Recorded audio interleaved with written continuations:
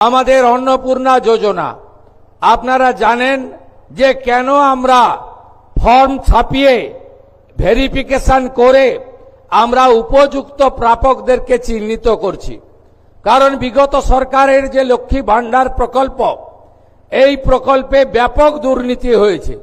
মুর্শিদাবাদ জেলার জঙ্গিপুর ব্লকে সেখানে প্রায় 4-4.5 হাজার পুরুষরা লক্ষ্মীর ভান্ডারের টাকা তুলে নিয়ে চলে গেছে।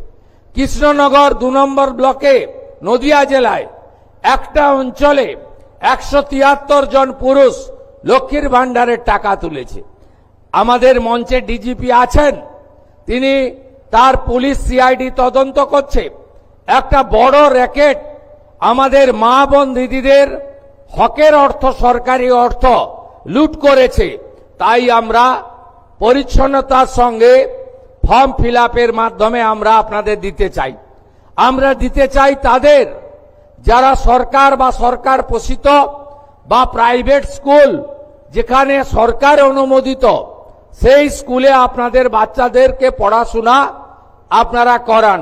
সেক্ষেত্রে বেসরকারি প্রাইভেট স্কুলও আমরা দেব যারা কেন্দ্রীয় বা রাজ্য বোর্ডের অনুমোদন পেয়েছে। কিন্তু আমরা এমন কোন জায়গায় দেব না যেখানে ধর্মীয় শিক্ষা দেওয়া হয়, যেখানে ভারত বিরোধী কথা শেখানো হয়। সেখানে যারা পড়াশোনা করেন তাদের পড়াশোনাটা আমাদের মূল স্ট্রিম এডুকেশন, মূল ধারার শিক্ষার মধ্যে পড়ে না, আমরা তাদেরকে দেব না। যারা ভারত সরকারের, রাজ্য সরকারের বিভিন্ন ভ্যাকসিনেশন কর্মসূচিতে অংশগ্রহণ করেন না, ভ্যাকসিনেশন যখন হয় বলে এই টিকা আমার বাচ্চাকে লাগাবো না, এটা জন্ম নিয়ন্ত্রণের টিকা, তাই আমরা তাদেরকেও দেব না। তাই আপনারা সহযোগিতা করুন।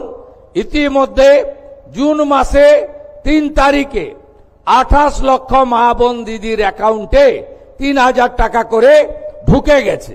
এখন অবধি 1,05,00,000 আমাদের মা বোন দিদি তারা এই অন্নপূর্ণা যোজনায় নাম নথিভুক্ত করেছেন। তাদের ভেরিফিকেশন কমপ্লিট করে আমরা পোর্টালে আপলোড করে দিয়েছি এবং এরা আগামী 1 জুলাই তারা এই জুন মাসের 3000 করে টাকা অ্যাকাউন্টেও পেয়ে যাবেন, ঢুকে যাবে। এতটুকু চিন্তা করবেন না।